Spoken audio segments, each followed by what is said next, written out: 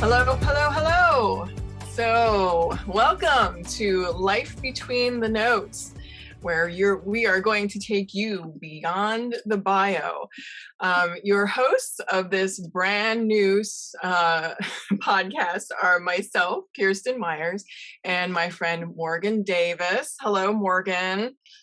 Hi. And thank you so much for climbing aboard this new adventure. Yeah, it's exciting. Yes, we are very excited. So, before we get into what this podcast is all about, I'd like to give a shout out to John Kirkner of Keystone Music Repair in Pottstown. He is our brave sponsor of our very first episode. And Keystone Music Repair is an independent woodwind and brass repair shop in Pottstown, Pennsylvania, catering to the needs of student, amateur, and professional musicians throughout southeastern Pennsylvania and beyond. All work is done by owner and technician John Kirkner, who's been repairing instruments professionally for over a decade and has specialized knowledge in repairing double reeds. All repairs carry a guarantee that you'll be happy with the work or it will be corrected at no charge. Estimates are free, and all work is done by appointment with flexible scheduling to minimize your time without your instrument. Visit KeystoneMusicRepair.com to see more information, to get in touch and schedule an appointment, and new this year, to see a calendar of all the performances from over 40 community bands in southeastern Pennsylvania. Keystone Music Repair is happy to support Life Between the Notes. And I can attest to John's work. He has worked on my instrument as well as some of my students and some universities that I work with, and he has done a fabulous job. And he has 3 black cats.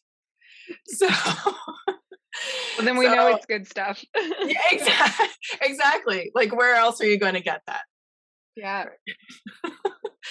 So anyway, but he's a great guy. So, and does a wonderful job. So thank you, John. I would also like to give a shout out to Mallory Dover. She is the person who created our logo, which you may have seen already. She is a graduate of Ephrata High School and is currently studying art at Kutztown University. So I had asked her to come up with something for us, and she did, and we love it. And so thank you, Mallory. Yeah, I came up with the idea of Life Between the Notes during the heart of COVID winter of 2020. It was one of those things that, you know, when you're isolated from everybody that you know except your family, and I was trying to think of ideas of like how we could get people together, and doing something to help the community of musicians. And my idea was to bring stories of our local musicians and just get some kind of community together. We were all struggling, and in some ways, I think some of us still are. I would be one of them. Well, I definitely think it left all of us in a different place than where we started. Absolutely. Yes. And I think in some ways, yeah, some of us, a lot of us are still, you know, kind of like finding our way through it and out of it. But what I wanted to do was to bring South Central Pennsylvania musicians and that community together after all of this, if as long as we can say that we're on the other side, and hopefully we are. But I think we just all missed the connection, and not just of being able to make music with each other, but to just even talk to each other and see each other. And we're kind of getting back into that right now. But you know, it's still not quite the same. But what I would what we want to do is to honor those musicians who have been involved in our community, in our region, which would include Lancaster, York, Reading, Harrisburg, and that South Central area. And the idea for us is to create an archive of interviews of musicians' stories, because all of us have a story, musicians or not, and I think there's a lot to learn from people who have gone before us, from our teachers, from our colleagues, and finding out how they get through um, and their professional life, how they got there, how they started, um, and just how they're making it happen for themselves. So, in addition to all of that, at some points we might also delve into other topics related to music, such as health and wellness, practice habits, mindset, and that kind of thing. But through all of it, connection and community is at the forefront of our thinking with this project. So, so that was in 2020, when this was just kind of rumbling around in my head. But I finally spoke with Morgan about it in the fall of 2021. And here we are, launching in the spring of 2022. So, how did we come up with the name Life Between the Notes? Well, there are several reasons. We're interviewing musicians about their lives and how they came to be the great musicians that they are. We want to know what they do outside of performances, how do they live their lives, and what circumstances have affected them the most professionally. And also that there's a lot that goes on in between performances, especially in our heads. And it's never just about the notes. It's about integrity of performance, and how we optimally fuel ourselves with whether it's food, exercise, and mindset, again, which is huge for our best performances. And how can we achieve that, and how do others achieve that? So, and also when we are performing, we're creating a story as well. Again, it's not just the notes, it's the overall picture. It's how we move through the music. As musicians, we are putting our life between the notes. We're making it into something. We're creating, right? Yeah, and I'd like, to your point, I think like part of the reason that this spoke to me when we talked about it was because there is like a real need for community in what we do, because like most of the people in your daily life, even if you are a musician, excuse me, they don't play an instrument. So, it's, you're not surrounded by people who are doing what you're doing all the time, except when you're working. So having that sense of community and knowing how other people navigate it. But for me, I mean, I was like a transplant to this area. I had no connection here when I moved here. And then that one of the things that made living here so enjoyable for me was how there was this community of musicians here. There was a history, like a really rich history of how of people who played in the area and how they interacted with each other, and a real sense of community support and togetherness that I had never experienced. Once I graduated from school, I'd never lived anywhere that I felt like that was the case. So I think there's something special here, and we all really missed that during COVID. I think, I'm not sure we all realize just how much we enjoyed that aspect of work. Yeah, absolutely. Yeah, and you don't realize it until it's gone or taken Hmm. from you. How Yes. much you relied on it, or enjoyed it, and that kind of thing. It's amazing what that does. So Hmm. yes. So why? well, I wouldn't say why are we doing this, but I just want to introduce ourselves because I'm sure there are plenty of people who aren't even going to know who you and I are. So I'll just introduce myself a little bit first. I've actually been in this area since the beginning, born in Reading, but lived in Lancaster County growing up. And again now. But as far as musically, I started playing the oboe when I was in 4th grade. And I'm here to tell everybody now that yes, you can start playing the oboe in 4th grade. I was gonna say that's early. It is. By current standards, Yes. Well, there is a school of thought out there that you can't do that, that you need to switch to the oboe, but no, nope, 4th grade is just fine. So we're going to dispel myths here too. Um, so so I started in 4th grade, and I started actually playing the piano in 6th grade, which is actually very late for certain standards. But of course, my family didn't have a piano and that kind of thing. So it just kind of happened later. So I went to school in the Eastern Lancaster County School District, which is Garden Spot High School. So, and actually when I was deciding on what instrument I was going to play, it was between the clarinet and the oboe. And so it just I just really couldn't make a decision, which is kind of how my life is. And a big inability to make a decision.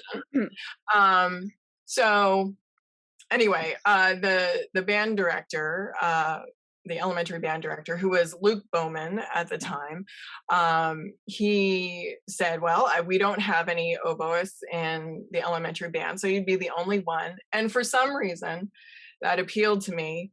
And I thought, okay, well, I'll do that. So there it was. So then I started playing the oboe. And Mr. Bowman was also a big part of the New Holland Band, which is a great community band, which at that time was directed by Marlon Hauk, who also started giving me lessons in elementary school. So eventually then in high school, I started playing with the New Holland Band, and I had played with them for about 16 years, and which was a really, really great experience. It was my first experience beyond high school, playing with another group, and getting out there and playing in the community and that kind of thing. After high school, I went to IUP, Indiana University of Pennsylvania, and I got my BS in music education and performance there, and then took a year hiatus. And then after that, I went to Michigan State University, where I'd studied with Dan Stolper. Like I said, yeah, I've been in this area and now I've been a professional musician here for over 20 years. And I'm currently a freelance musician, private teacher, and adjunct professor at the Tell School of Music at Millersville University and Lebanon Valley College, as well as York College. I play with the York Symphony Orchestra, Berk Sinfonietta, and a few trios that I play with as well, the Silverwood Trio and Trio Jolie, which I co-founded with a few of my friends, where we play weddings and that kind of thing. So, and as far as hobbies for myself, I guess reed making would be considered a hobby. I'm not quite sure. If you spend enough time doing it, right? It kind of turns into that because then it kind of takes over your life. Yeah, so several hours a week are spent on reads. But beyond that, I do read a bit, and exercising has become a big part of what I do as well. So, and that's probably all you need to know about me at this point. So. Anyway, so Morgan, so you said that you were a transplant into the community. Yeah. Wait, so when did you move here actually? It'll be 10 years in August. So I'm Wow. coming up on a full, which is like so insane because I'm not that old. I am old enough, but like, a whole decade in Lancaster in August this year, which seems Yes. insane to me. Yeah. Totally, totally impossible. And I think I first met you actually, I think it was pretty soon, like after you had moved here. It was Mhm. actually in New Holland. We keep going back to that, but Yeah. it was at a church, it was the Methodist church, and because it was with Doug Weimer, Weimer. right? Yes. Yeah. That was one of the first places that I played. That was probably within the first year and a half or so that I lived here. I mean, the first year was like a little like touch and go because I didn't know anybody. Yeah. So it took a little while to get up and running. It's tough, isn't it? Like, Yeah. Yeah. It's establishing your not for the faint of heart if you're doing it where you're not attached to anything. yes. um that I didn't intend for Lancaster to be it was supposed to be a stopover. Um so I just wanted to be so before I moved here, I was living in Wisconsin. I had been there for 5 years, and I just wanted to not be in the Midwest anymore. I felt very landlocked and like just sort of isolated by all the things that brings work wise, and then just with like being able to get from point A to point B. And I was far away from family, and so but I was just going to move here and teach for a little while and then go back to school. And then I didn't, I never left. Yeah. Yeah. Wow. And So so why did you come to this area specifically? Well, so the backstory to that, I suppose, is that I grew up in Pennsylvania, but in literally the middle of the state, so very close to Penn Like, State, yeah. somewhere very rural. And when I went to college, like I wanted out. I wanted to go far away. I wanted to go somewhere big, like somewhere that was all the opposite things that I had experienced. So I went to Ohio State for my bachelor's degree, which I loved and cannot say enough good things about. And I studied with Kathy Borst-Jones while I was there, who is amazing. And then after my undergraduate degree, I went to Wisconsin for my master's, University of Wisconsin-Madison. And I stayed there for 3 years afterwards. I had a big private studio and I was teaching adjunct at a really small Baptist university.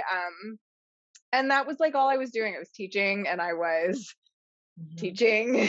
It was very like isolating in its own way. And so I felt like I needed a break after grad school. I was really super burnout and I thought I wanted to go back for my doctorate at some point, but I was just not prepared for more school at that point. So I wanted to move somewhere close to schools I might be interested in, close to things, just close to people. And I really did not want to move back to Pennsylvania. I didn't want to like move home. And I visited a friend in Lancaster, and I didn't even really see that much of Lancaster. It was such a nice place. And then I started kind of like digging around about how many school districts were here and what the music programs were like. And I thought, well, this is like so close to Philly and New York and Baltimore. And I could just sort of like plop down for a little while as I get my bearings and probably teach some lessons. And so that was sort of the motivation to end up here. Because at that point, I really didn't have a particular school in mind. I had done some postgraduate study in France with Jean Ferrandis, and I knew I wasn't going to move to Europe, but I loved studying with him so much. And so my thoughts about who I wanted to spend more time with if I went back to school, were pretty specific. Right. Mm-hmm. Right. And then so you came and you stayed. Yeah.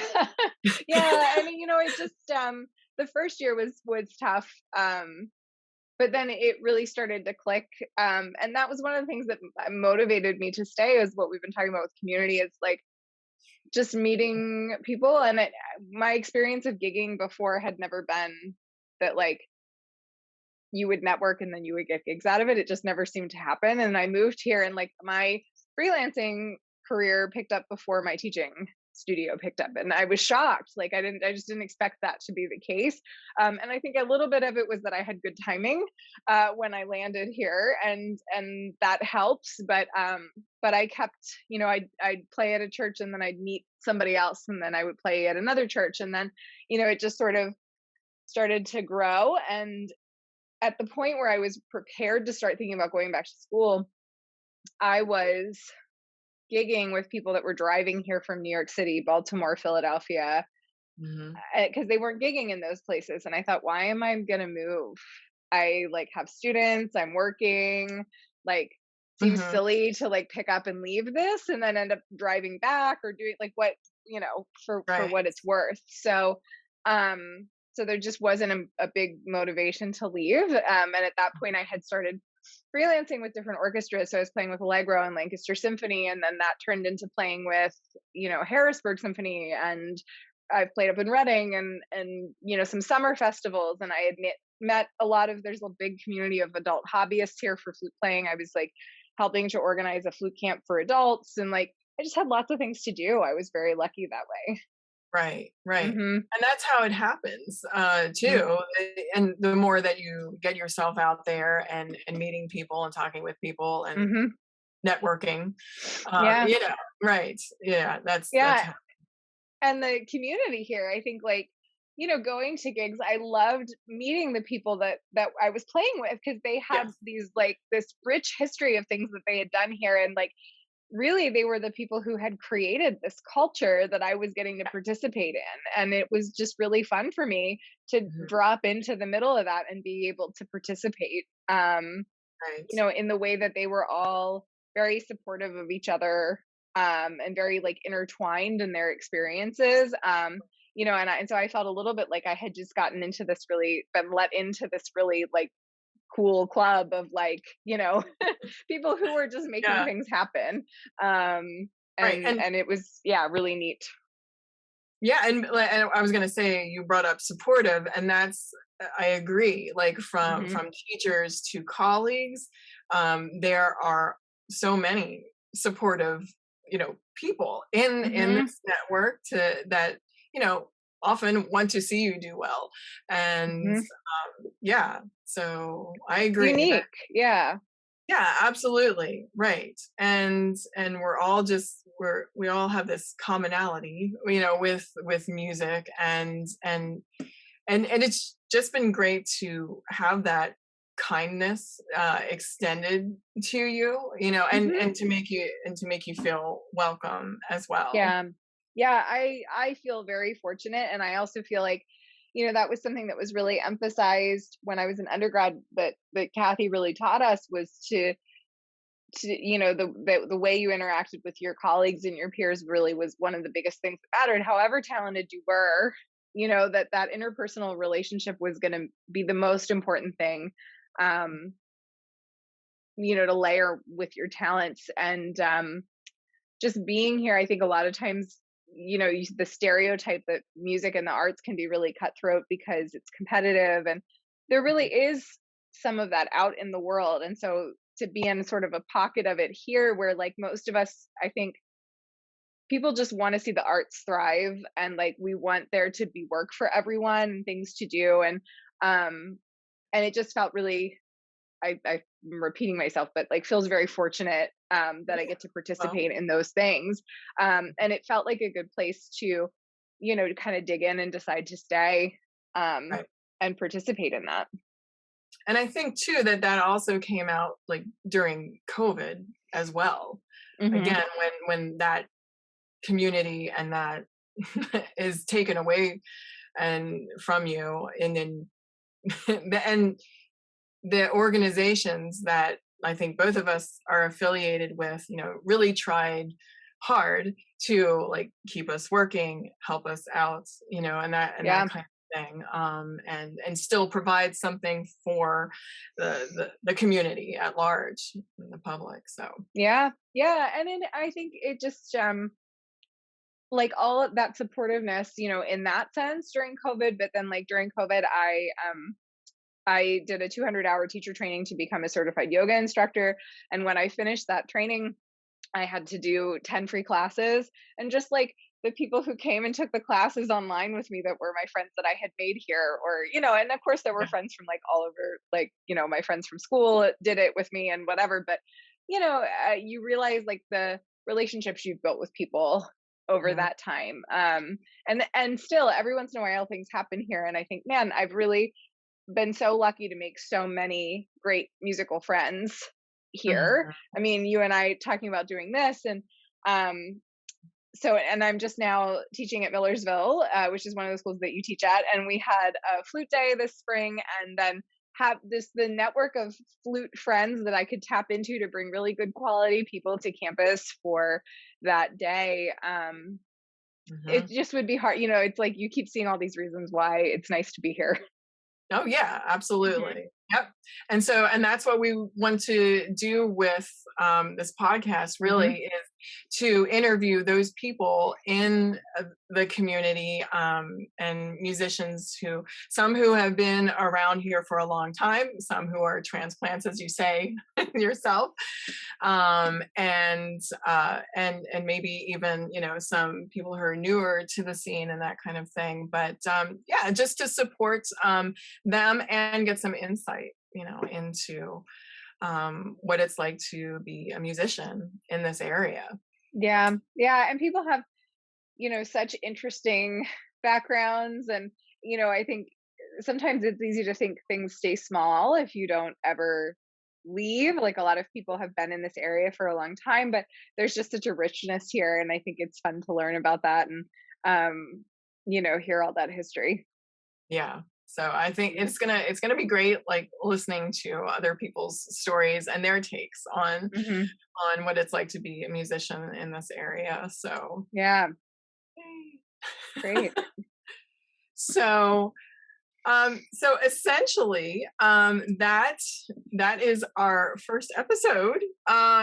And so I want to mention, of course, Keystone Music Repair again for sponsoring this episode. And if you are interested in sponsoring an episode, just go ahead and contact us. And how can you contact Hmm. us?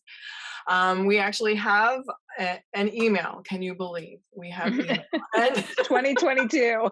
I know. Yeah. So our email is lifebetweenthe_notes@gmail.com.